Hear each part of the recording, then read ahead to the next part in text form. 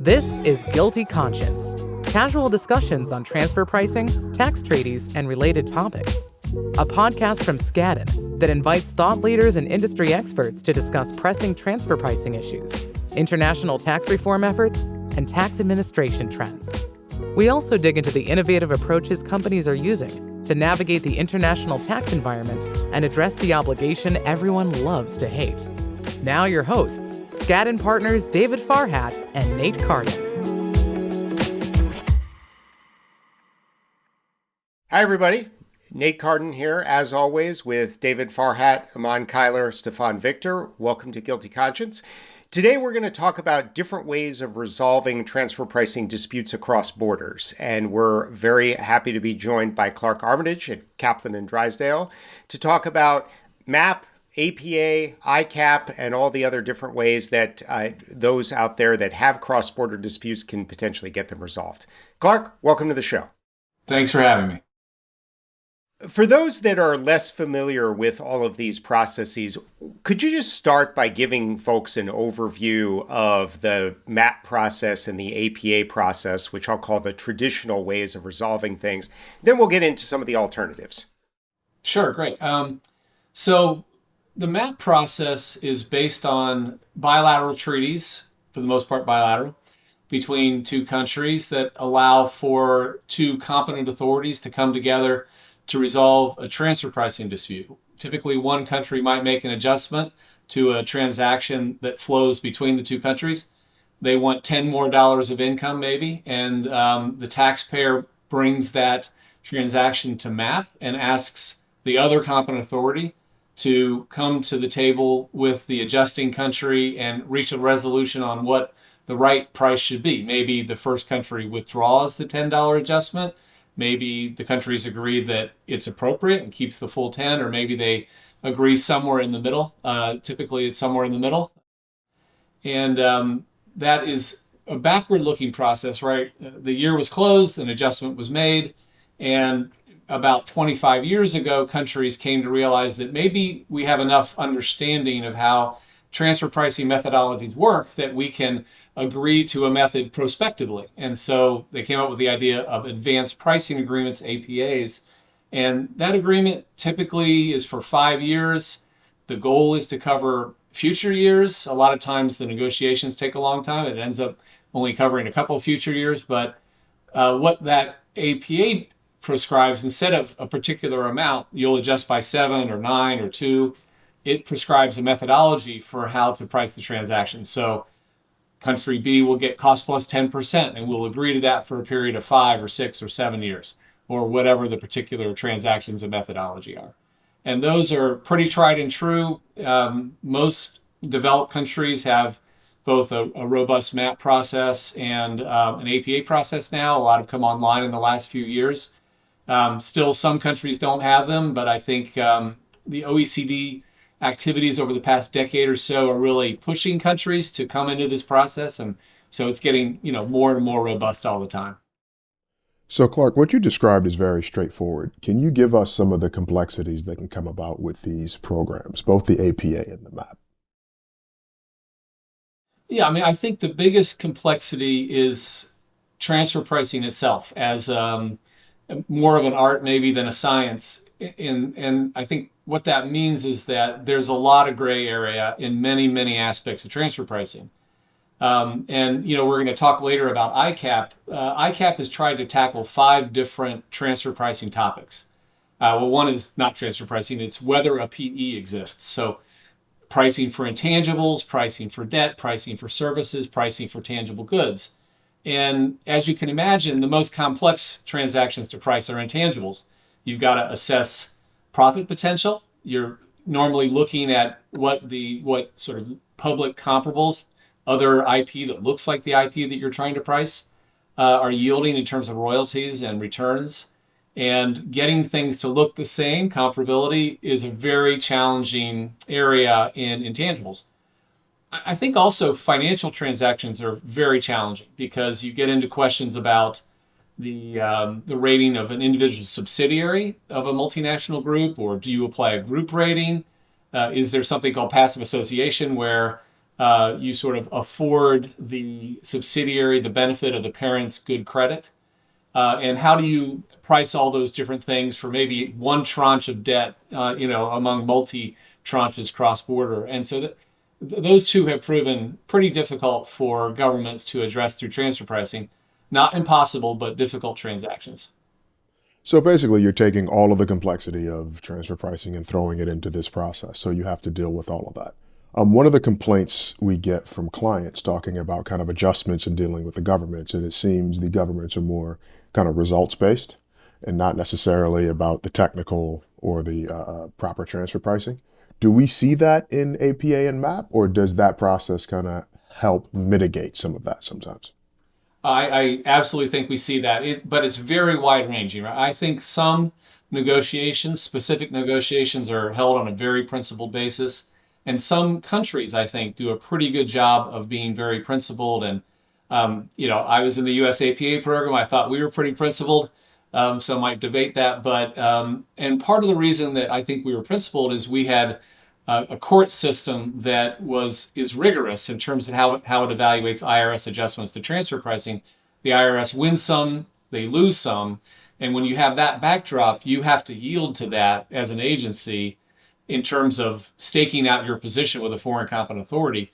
If the taxpayer could do better in court, that's what they're going to do.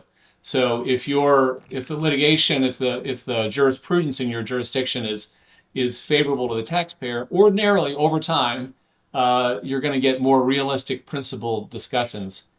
I also think personalities matter, and you get an individual or a team of individuals that have a particular bent, and sometimes they can drive pricing. Nothing to do with the government as a whole, nothing to do with the factual backdrop or the transfer pricing rules, just this is what that person thinks the answer is. And normally in a good, administrative setting, when you have, like the US has multiple levels of review, that's going to be taken care of over time. But it, at least initially, can cause the direction of your case to go somewhere you might not like.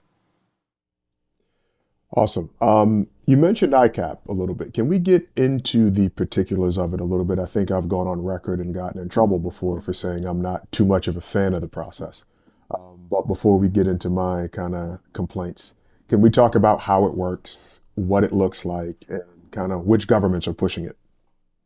Yeah, I mean, the first thing I'll say is that I have no direct personal experience with ICAP. I've just been following it closely out of great interest. I haven't recommended it to a client because I don't think any client would be receptive to it.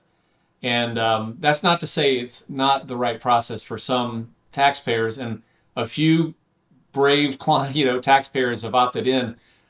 Maybe four, maybe three, four, five. It's hard to know exactly how many from some recent statistics that OECD published about this, but the process is that a taxpayer elects in.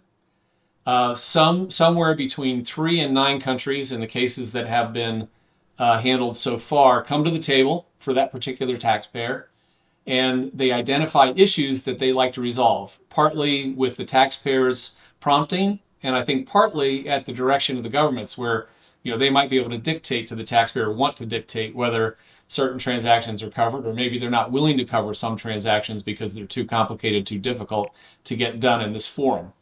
And so the governments, however many there are, let's say 5, come together on an issue, and maybe it's an intangible transfer pricing issue, and 4 countries are the countries that are paying royalties and 1 country is receiving them. And so those 5 countries might sit down and hash out what they think the risk is of that price being wrong. And if the price is viewed as being relatively low risk that it's wrong, it looks reasonable based on our understanding of the particular experiences of the individuals at the table, they will give the typical expectation is you get a low risk audit letter, a low risk letter. It says, we don't see a lot of risk in this particular case, this IP transaction. In the statistics, they did note that for at least some particular cases, and a case is not one taxpayer, it's one situation of one taxpayer. So IP with 4 countries might be one situation, services with 8 countries might be another. And they have reached agreement between the countries on changes in those transfer prices. So there's not a lot of detail on how that was done, whether it was done with an APA, the unilateral APA, a bilateral APA, or whether it was done with just sort of both sides going to their respective audit teams and having a change made, or the taxpayer making it at their own initiative. It's unclear, but some agreements were reached in a very relatively short order. The average time frame was a little more than a year. So does that answer your question, Dave? Yeah, most definitely. One of the things I want to unpack about ICAP is at the start of the process, both for MAP, the issues determined by the adjusting jurisdiction, right? For APA, the issue is really determined by the taxpayer because you come in with the request and the government can expand, contract, or agree to look at it. But it seems like for ICAP, the issue that's covered, how's that determined? Is it really all on the taxpayer? In your scenario, the 5 governments kind of say, this is what we want to cover? Is it an open book? How do you get to what's covered? Yeah, and I had the expectation that it would be taxpayer driven. It's a voluntary process, and either you elect in or you don't, and presumably the act of electing should be the scope as well. In fact, if you look at the report that OECD published, it suggests that the tax administrations could influence what transactions get covered. It's a little unclear whether that was purely cutting back on what the taxpayer had proposed or whether it was expanding what the taxpayer had proposed.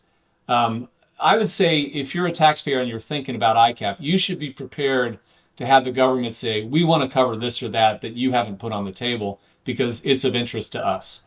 And that's not that different from APA, right? Yeah.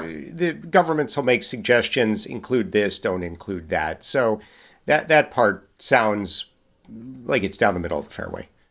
I think that's right. I mean, one thing that's a little different is that normally when the governments in an APA want you to add a transaction, it's because it's closely tangential, right on the edge of the body of transactions you're covering, and they think it's relevant to pricing of those transactions. That doesn't have to be the case in ICAP. Right? They can go wherever they want, presumably. Can you talk a little bit about the guidance that the IRS issued last year, basically saying in considering whether they'll accept APAs, they will also evaluate whether the specific facts are relevant for an ICAP and how that has played out since it's been issued? Yeah, I mean, I've had 2 or 3 touch points on this in my own career, and one of them where we had a client that we talked to them about coming in at a pre-file level, and they said, we don't think that's a good use of our resources for that unilateral APA situation. And so the feedback we got on that was that they thought there were other transactions that were more risky for us and not the particular transactions we were presenting. We'd had a couple of foreign audits on the scope of coverage, but that was not enough. And so we were a little surprised by that, but you don't have feedback until you get it. So that was the feedback we got. The other touch points, one is that MAP is off the table, right? MAP is of right, and I heard that from someone at ATMA yesterday, that if you come in with MAP, they're not gonna make a judgment that there's not enough risk there or that they don't have enough engagement with that country to take it. They're going to take it. And the one area that I think is an interesting question, and I don't have any experience with this, is what about there's a lot of simple distribution APAs that the U.S. enters into where distribution's in the U.S. and it's a foreign principal and you're getting a 1 to 3 or 2 to 4% return on sales in the U.S. Are those risky enough to merit handling, even though they might be bilateral? And my sense is the answer is yes, that they're not gonna, if you come in bilaterally, they're gonna keep you. But I don't have any specific experience to support that. I don't know, Nate, David, anyone else have experience on that? No, I haven't seen them pushing folks away, right? I've seen a lot more questions on the front end than maybe back in the day.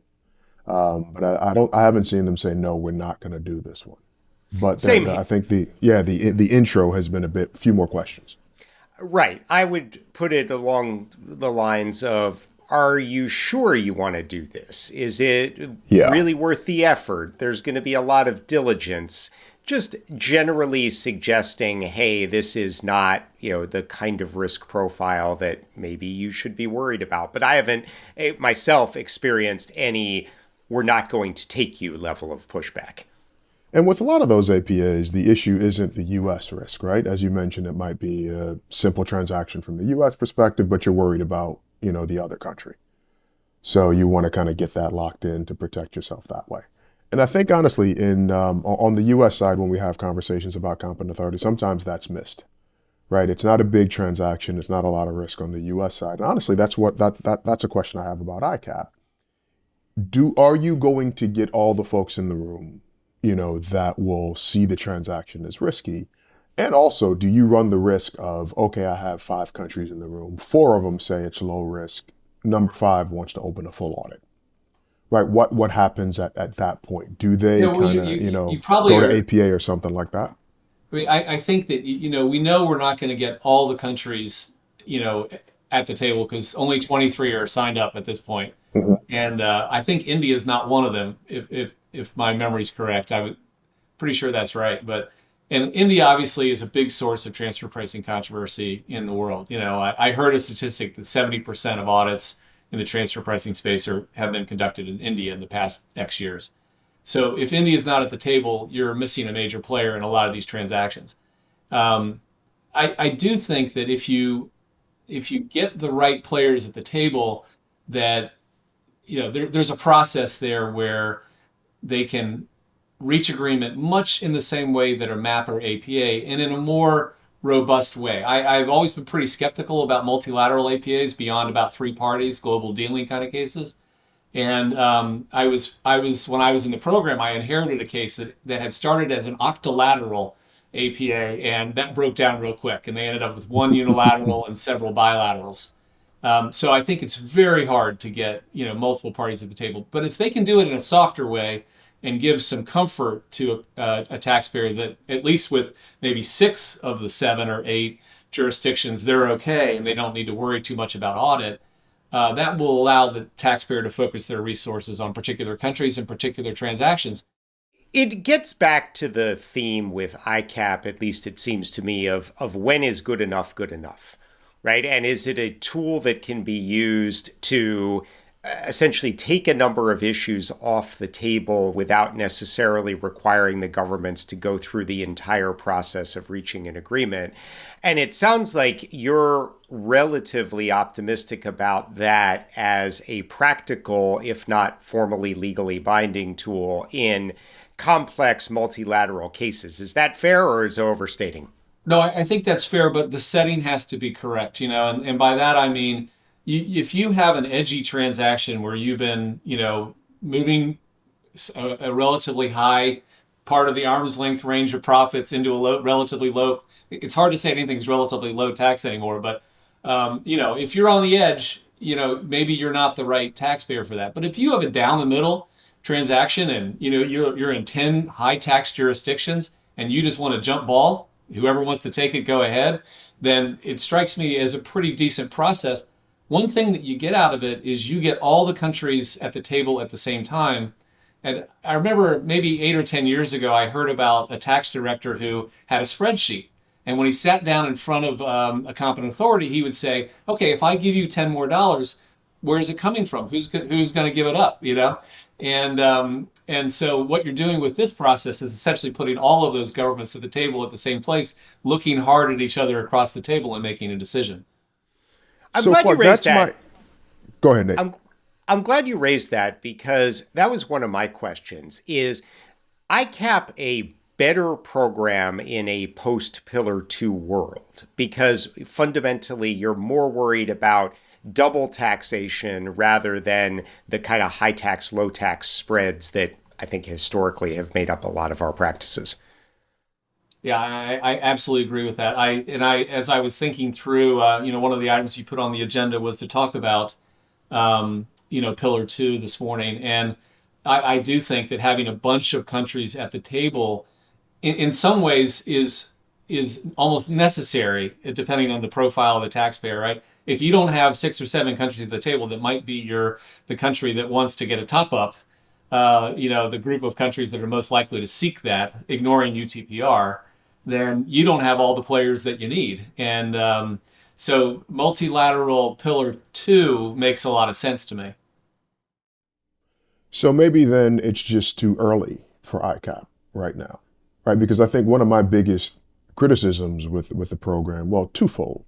One, if you have one of those issues that's a jump ball or right down the middle, you can look at that and say you don't have a lot of risk. So why kind of go through the process and do that? And the other thing is, if there's an outlier country possible, unlike MAP and APA, where you kind of have a binding agreement, there's nothing binding other than this is low risk. So you can have a lot of havoc raised by that one outlier. I thought that the 23 now countries that went into ICAP would have an eye on their reputation, and that there would not be outlier countries, because it's very visible what you're doing. It's one thing to do it, with one country negotiations in an APA or MAP. It's another thing to have the other 6 countries who are 90% of your trade sitting across the table and evaluating your behavior. And as a result, I thought there would not be outlier countries, but there have been in most of the cases. So it just proves that some people can't be embarrassed. It doesn't matter how much you try to. Well, that's the tricky part about sovereignty, unfortunately. Yeah. Is the primary difference between ICAP and APAs the level of certainty they provide taxpayers?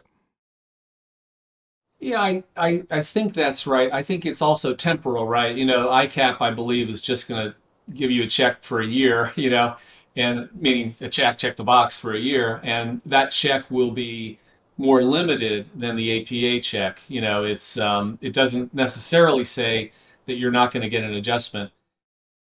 There is an exception to that, right? Because the report indicates that they did actually make adjustments and agree to adjustments as part of the process. If that typifies what's happening in ICAP, it will grind to a halt, I think, because it'll be just like the APA program, not to a halt, but to a very slow crawl. So I agree with you that there's less certainty, and there's also less time covered. Yeah, that surprised me as well, because I guess the way I was thinking about it was just as Stefane said, there's less certainty, greater speed, but also with less certainty, presumably should come less diligence on the part of the governments, right? You look at it, you say, okay, maybe this is not what we would formally agree to, but we'll send out a low-risk letter, or we'll agree to a low-risk letter with the parent jurisdiction, because we might reserve the right to go after it, but we don't necessarily have to. If they're in the business of adjusting, then I guess I don't know how it doesn't become a big diligence exercise and, as you said, just grind to a halt. Yeah, I agree with that. And it might be helpful to talk about their timeframes. I think they're supposed to target 52 weeks. APAs are supposed to target 2 years, right? Mm-hmm. The U.S. is, I don't know, double that or something. And maybe not to their own fault. They have a lot of treaty partner work that's difficult, but it does take a long time. This first group of ICAP cases, 20 cases, and again, not 20 taxpayers, 20 situations, were resolved on average in, I think, 62 weeks, something like that, 63 weeks. And so, they kind of stayed within the timeframes. And there are 3 different phases of the evaluation. The first is, let's agree on what the issues are and what we're going to talk about. The second is a diligence phase, and that's the meat of it, 3/4, 2/3, 3/4, and then an agreement phase. And each of those went a little too long. The agreement phase was the least over time, but none of them was so over time that it was out of bounds, However, they just started, and you would think that the first ones should be right out of the gate, let's get it done, and that didn't happen, in the time frames that might be expected. So, Clark, what happens when there isn't general agreement around the riskiness of the issue? Right? What happens with the ICAP program if an issue comes up, everyone looks at it, and everyone goes, this isn't low risk? Yeah, I don't think that. So there's some statistics about how many countries for each case didn't agree that it was low risk, and there were outlier countries. That was pretty clear. And something like 80% of cases had only one country that disagreed. And so it's an outlier situation in the vast majority of the particular cases. And if it's 20, that's 16 cases where only one country disagreed. So if that's if 80% is your likely outcome and you have to deal with one country, okay, go deal with the one country. Decide maybe in an APA process how to deal with that. Maybe you wait for a map, or local litigation, whatever it is. On the other transactions, and I think it was unclear, they have some data about whether it was intangibles that presented the problem or not, and I'm forgetting which one was the most, challenged, but I think it was probably intangibles. intangibles involve, I think, the fewest number of cases that were in the other situations, and I think part of that is self-selection. The government said that will take too long. That's too hard. We're not going to do it. And so, that also should have make you think about what kinds of situations I want to take into ICAP, if any. So that sort of uncertainty about that one country doesn't strike me as a great reason not to go. In fact, maybe that's a reason to go, because you're now isolating that country. You're getting, sign off everywhere else. You've gained a lot of certainty in 80% of the situations. Move on, and deal with that one country. Yeah, but that's what we've seen, right? My question is a little different. It's kind of anticipating worst case scenario, right? So in this one, you have one outlier. So you say you do your scenario with 5 countries. Say two say low risk, 3 say we're not sure, or all 5 agree this isn't low risk. What's the proposed next step for ICAP? Do they tell you to do an APA? Do you go with it? No, but I come back. I said this twice. I'll say it a third time. I think if you have a down the middle transfer pricing and your tax rate differentials are not material on that transaction, then maybe you don't care a lot about what happens if the ICAP process doesn't work exactly as you'd hoped. You take those cases to MAP or APA and get them resolved. That's a little glib, I admit, because you have put yourself in front of these tax administrations, identified an issue, and now they've got it in their sights, and it's hard to look away. One more point on that, and sorry, Nate. The other point on that is, again, I thought when ICAP stood up that governments would work very hard not to do that, right? Because by doing that, they're causing taxpayers not to want to use this elective process that they're all pushing on taxpayers, right? Mm-hmm. If the word gets out that if you don't get your soft letter, no risk, low risk letter out of ICAP, we're going to audit the heck out of you. No one's coming back, And I think that's true, but there's no support for that. There's no data on that as far as I know. So I think you have to wait for time to tell. I'll be even more glib. If I was a head of tax listening to all this, I guess my question would be, look, you're telling me that hard issues, they're probably going to decline, or at very least, I'm going to have a hard time getting a no-risk letter. Down the middle of the fairway transfer pricing, frankly, I think I can talk the individual countries out of, or if I need to, I'll go to MAP APA. Why isn't this just raising my hand and subjecting myself to another layer of audit for no reason? I think that's the hardest comment to address. If I'm trying to be a proponent of ICAP, that's the hardest thing to cover, is that point right there. And, I think that, like I said, I haven't proposed ICAP to any of my clients. There's a reason for that, and it's just, it's a difficult process to be willing to be a guinea pig on.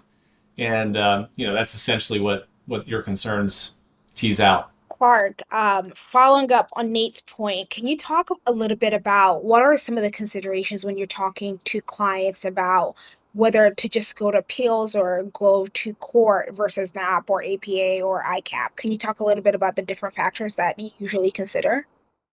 Well, I'm not a litigator. I think the IRS drives litigation. They make it the decision. Taxpayers don't want to spend tens or even more millions of dollars going into litigation and experts, and they'd much rather resolve it through something simpler like a MAP process or an APA process, or at appeals, if at all possible. And ICAP is yet softer again, and probably materially less expensive. So you're sort of maybe it's best thought of as sort of one end of the spectrum of adversarial negotiations and cost. Now, the one thing that you guys, I think, have won me over with on the ICAP thing is in a Pillar 2 world, it becomes a very different conversation. And I think if the governments are gearing up ICAP, I think that's a selling point for it, right? So, hey, we're going to be able to do this because, your Global E calculations, transfer pricing underpins your Global E calculations, and that might cut out some of the controversy there.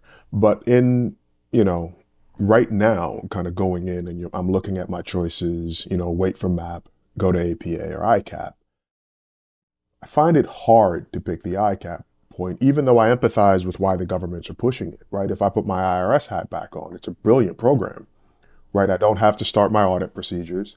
Taxpayer comes in, I can talk with my treaty partners to see where there will be some tension. I look at this and I can say, I like it or I don't like it. And my hands aren't tied. So I think it's a brilliant program from the government perspective, but I think they've got to put a bit more carrot in there for the taxpayer. The Pillar 2 thing might help, but I think it needs something to kind of encourage people to get in there.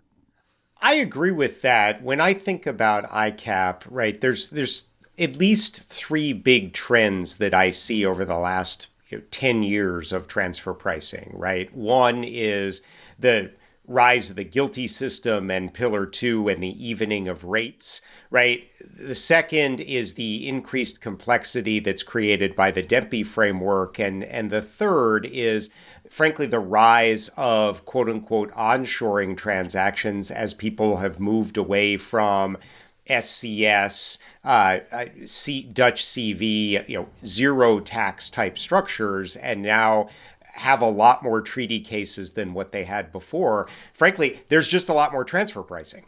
And what I think countries need to do if they're going to make their systems work, and I think ICAP can do it, is accept a broader range of what is low risk. Right? It's not just distributor cases. There actually are intangibles cases where you can look at it and say reasonable parties could differ, but we're going to go ahead and move forward with this thing because we ultimately think you're getting to a reasonable result. There's not that much tax at stake. The taxpayer's trying to avoid double tax, et cetera. So I'm optimistic that ICAP can do its job, but I do think for anyone out there who has a government role and might be listening, that we do need the governments to add that carrot, in part by just recognizing that we're not in a 2005 world. The stakes here are just lower. Yeah, the flip side of the sweetener is if I'm in the government and I'm evaluating how to bring on the sweetener, I need to know that I'm sweetening without creating too much risk for myself, which means I need to have a much more comprehensive understanding of the universe of transactions that are out there and how various transactions stack up on a relative risk basis. Now, maybe that is what comes out of an ICAP process, and I'm not sure taxpayers really want that, right? Because that involves an awful lot of information sharing and knowledge among multiple governments of a taxpayer's setup. But maybe that's where it's headed. And so if you get a much better handle on all the transactions that you might be confronting and your resources are such that you can cover 8% of them, you're going to select carefully. A group called the Transfer Pricing Council, various functions within the IRS came together 2008 to 10. What's the problem with our transfer pricing enforcement? And one of the problems was we didn't see the transactions. And another was, by the way, that it's too hard to keep, you're constantly chasing them on audits and you can't quite get up to speed. But the point was, how do we get statistics to assess what the real risk of this particular transaction is for this particular taxpayer? And that was very, very hard. The data just were not available. And maybe ICAP is, maybe part of the goal of ICAP is to gather that data.